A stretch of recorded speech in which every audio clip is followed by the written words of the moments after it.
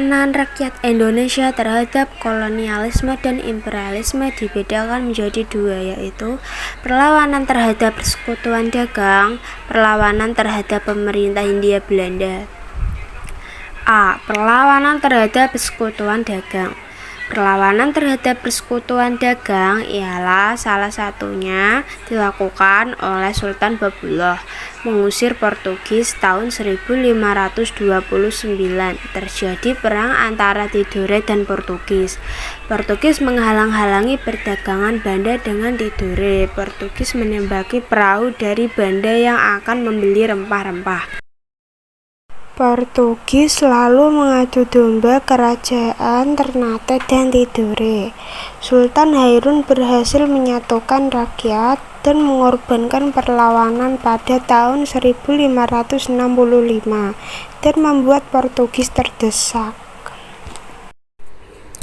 Pada tahun 1570, Portugis melakukan tipu daya dengan mengundang Sultan Hairun ke benteng Sao Paulo, yang kemudian dibunuh. Selanjutnya, Sultan Babuloh, putra Sultan Hairun, melanjutkan perjuangan dan berhasil mengusir Portugis dari Ternate. Portugis melarikan diri ke Ambon dan kemudian menyingkirkan ke Timor Leste. Perlawanan rakyat Aceh. Perlawanan rakyat Aceh dipimpin Sultan Iskandar Muda tahun 1607 sampai 1639. Pada tahun 1629 Aceh mencoba menaklukkan Portugis tapi gagal. Kanan Sultan Hasanuddin dari Kerajaan Goa, Sulawesi Selatan. Sultan Hasanuddin adalah raja kerajaan Goa di Sulawesi Selatan. Suatu ketika, kerajaan Goa dan Bone berselisih paham. Hal ini dimanfaatkan VOC dengan mengadu domba kedua kerajaan tersebut. Bone menang saat melawan Goa pada tahun 1666.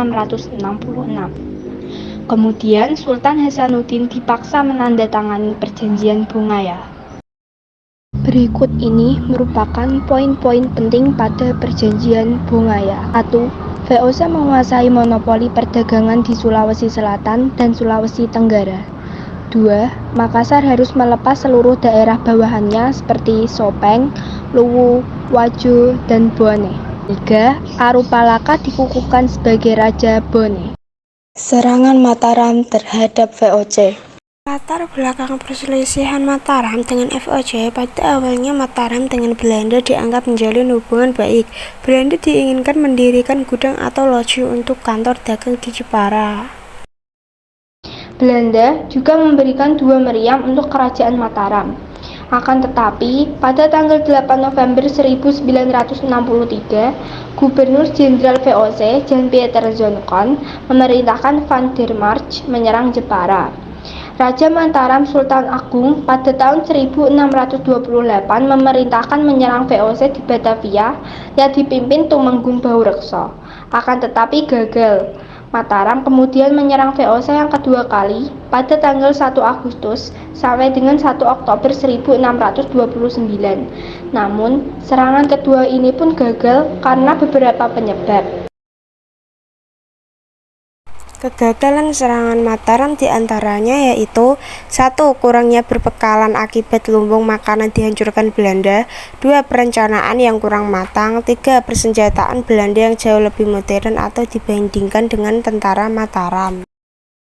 B. Perlawanan terhadap pemerintah Hindia Belanda. Perang Saparua di Ambon. Pada tahun 1817, rakyat Ambon mengadakan perlawanan yang dipimpin oleh Thomas Matulesi atau Patimura bersama Christina Martha Tiahahu, berhasil merebut benteng Belanda serta membunuh Residen van den Berg.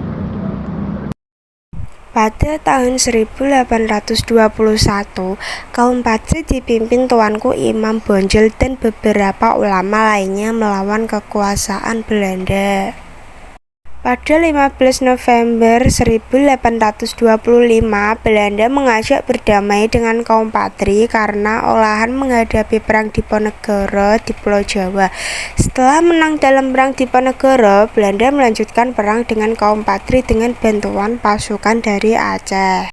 Perang Patri di Sumatera Barat. pada tahun 1821 sampai dengan 1838.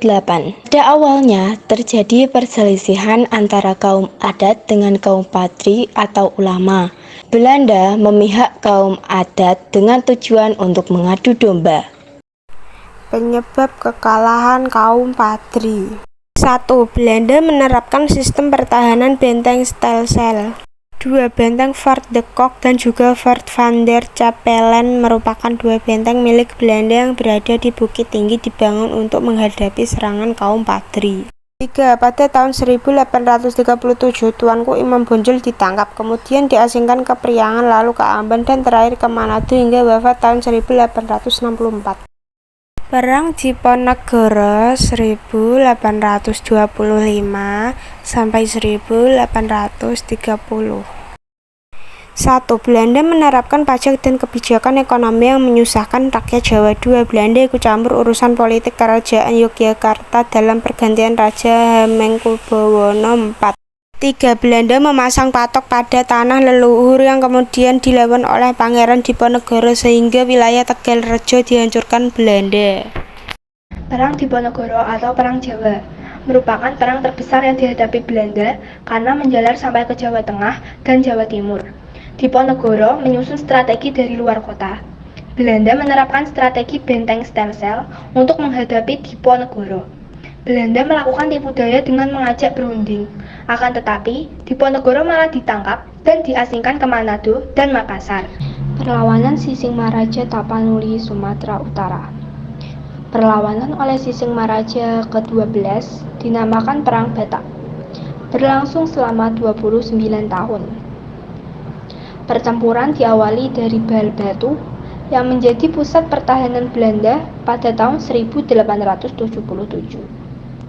Untuk memenangkan pertempuran Perang Batak, Belanda menarik pasukan dari Aceh. Pasukan Sisingmaraja dapat dikalahkan setelah Kapten Christoffel berhasil mengepung benteng terakhir Sisingmaraja di Fakfak kedua. Kedua putra beliau, Patuan Nagari dan Patuan Anggi, ikut gugur, sehingga seluruh Tapanuli dapat dikuasai Belanda. Perlawanan rakyat Banjar. A. Latar belakang. Belanda ikut campur urusan pergantian Raja Kerajaan Banjarmasin dengan memilih Pangeran Tam Cijilah yang tidak disukai rakyat Banjar. Perlawanan rakyat Banjar dipimpin oleh Prabu Anom dan Pangeran Hidayat. Setelah Prabu Anom ditangkap Belanda pada tahun 1859, perlawanan selanjutnya dipimpin oleh Pangeran Antasari. Perlawanan rakyat Banjar berakhir setelah Pangeran Hidayat menyerah pada tahun 1905. Perlawanan rakyat Aceh. A. Latar belakang. 1. Keputusan Traktat London tahun 1971. Belanda berhak menguasai Aceh. 2. Belanda membakar Masjid Baitur Rahman tahun 1879. 3. Jenderal Kohler terbunuh di Banda Aceh. Siasat perang Belanda yaitu konsentrasi Stalsel tidak berhasil. Untuk menghadapi perlawanan rakyat Aceh, Belanda mengirim Snoek Hongrongjen menyamar untuk mempelajari siasat untuk mengalahkan rakyat Aceh. Belanda kemudian mengadu domba golongan oleh Balang bangsawan dengan golongan ulama.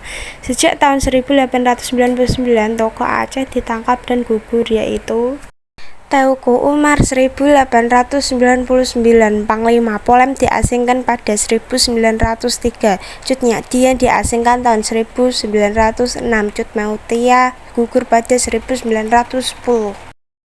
Perang Jagaraga Bali. Perang Jagaraga di Bali. Latar belakang.